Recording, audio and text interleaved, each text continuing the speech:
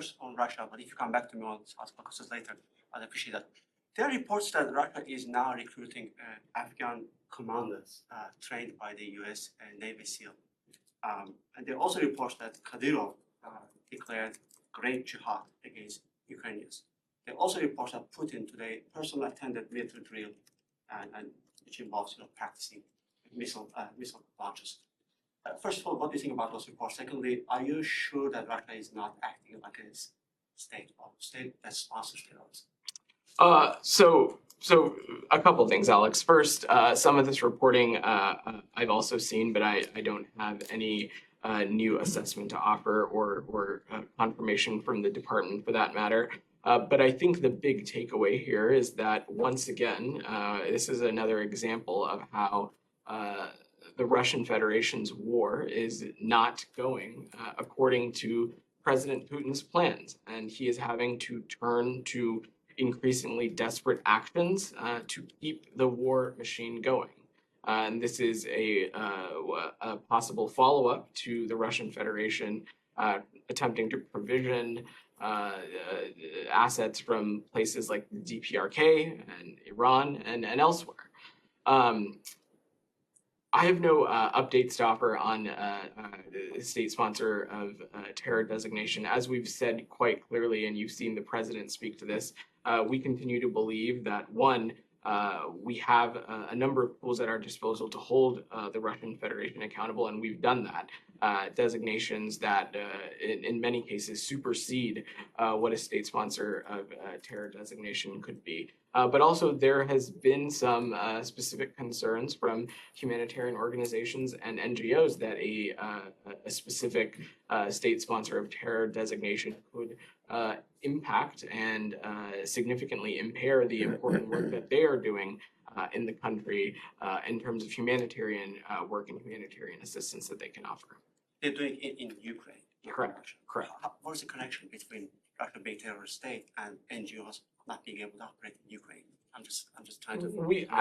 We can look into the how the specific impacts would be, but the feedback that we've heard from a number of operating in the region, that a specific designation like that would make their work more difficult to accomplish. And how did you interpret Putin's personal attending today's military drill? Was it bullying? Was it blackmailing? Was it just acting as as Putin?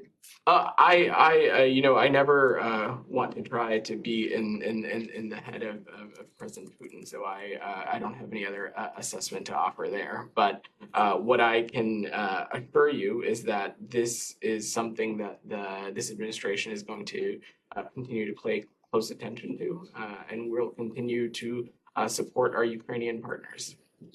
Just following up on Russia, Secretary Blinken earlier today was asked about the consequences, once again, if Russia uses nuclear weapons in the war in Ukraine. And he said, quote, "We've communicated directly and very directly to the Russians, President Putin, about the consequences." Can you be a little bit more explicit with us? Who exactly has communicated that message to President Putin?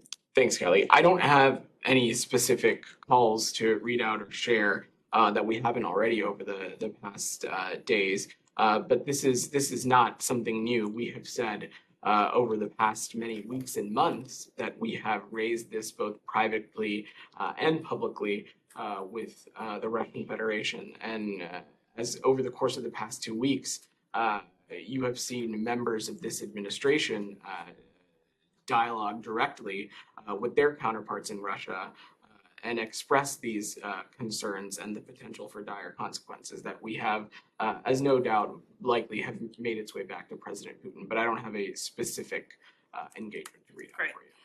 And then just a follow-up, the Russian ambassador to the UK said today to CNN that Russia is not going to use nukes. Is there any reason to take what Russian officials are saying on this front at face value, just given what they have said, of course, leading up to the Russian invasion of Ukraine?